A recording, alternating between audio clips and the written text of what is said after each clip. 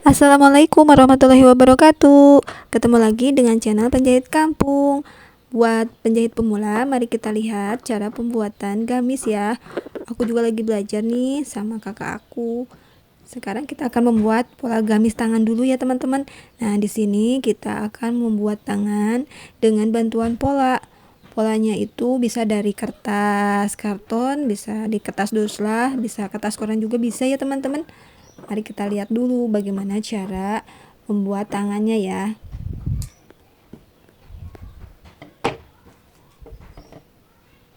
Sisakan sedikit untuk menjahitnya ya teman-teman dari pola itu.